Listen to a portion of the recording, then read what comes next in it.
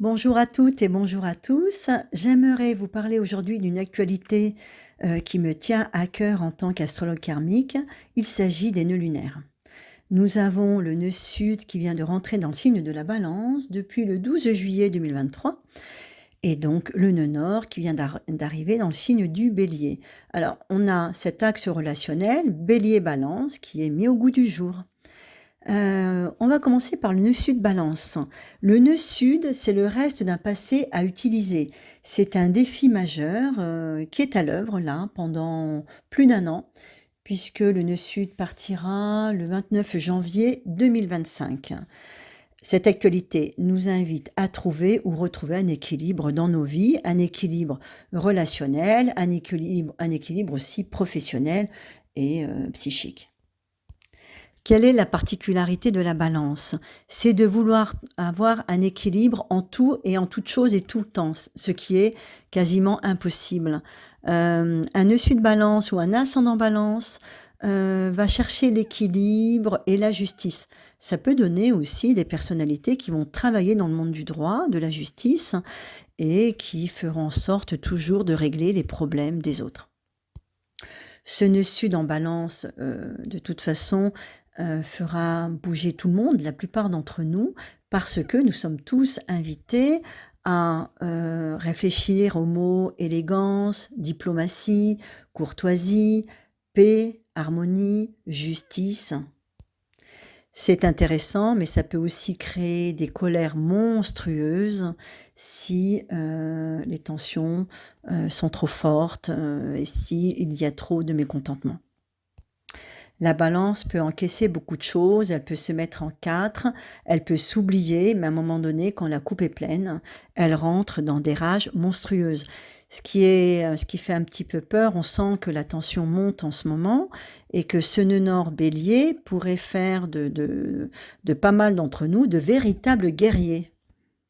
Et les colères pourraient véritablement monter, notamment lorsque le mouvement rétrograde de Vénus s'arrêtera à partir du 4 septembre et lorsque Mercure aussi redeviendra direct le 15 septembre. Il est fort à parier que septembre va faire exploser pas mal de choses et il pourrait y avoir des tensions, des discours véhéments et ça va être compliqué de retrouver l'équilibre. En fait, les colères pourraient aller bon train. Dire haut et fort ce que je pense, rentrer dans le conflit, le provoquer, c'est tout à fait un nœud nord bélier, c'est tout à fait possible.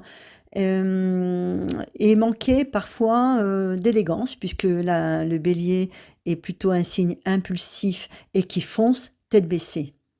Lorsque Mars va arriver dans le signe du Scorpion, là on sera en octobre, à partir, je crois aux alentours du 2 octobre, ça risque d'être encore beaucoup plus difficile et c'est comme si on ne pouvait plus réprimer les colères, ni les colères et ni les frustrations. Pour le moment, le nœud sud est en balance, je pense qu'on ressent tous le besoin de paix, d'harmonie, d'amour, d'élégance et de douceur. Mais le fait que Vénus, qui gouverne la balance, soit rétrograde, il peut y avoir un sentiment de tristesse, de solitude et l'impression de ne pas être aimé et de ne pas être valorisé. Vénus rétrograde pose aussi la question de la valeur pécuniaire, c'est-à-dire faire l'inventaire de nos potentiels, de notre potentiel, de nos potentialités plutôt, nous permettra de monnayer nos talents. Donc, la balance met tout sur les plateaux de la balance et elle dit maintenant je veux être rémunérée à juste titre et en fonction de ma véritable valeur. Tout ce qui a été sous-évalué, ça ne tiendra plus. On dit que le nœud sud balance et que les balances peuvent avoir aussi une personnalité assez dangereuse. Elles peuvent être d'une exigence remarquable. Elles sont diplomates, c'est sûr, elles sont élégantes, ça, il n'y a pas de problème, mais par contre, elles aiment que les choses soient à leur place. Et tout ce qui est injustice ou déséquilibre, ça va faire monter des rages incroyables. Voilà, alors l'actualité n'est pas non plus complètement douce, mais ça on le sent déjà. Moi je trouve que les tensions, ça y est, on les sent arriver. Mars pour le moment est dans le signe de la Balance tout au long de ce mois de septembre. C'est seulement en octobre qu'elle va semer la zizanie quand elle arrivera dans le signe du Scorpion. Ça risque d'être un petit peu difficile à vivre.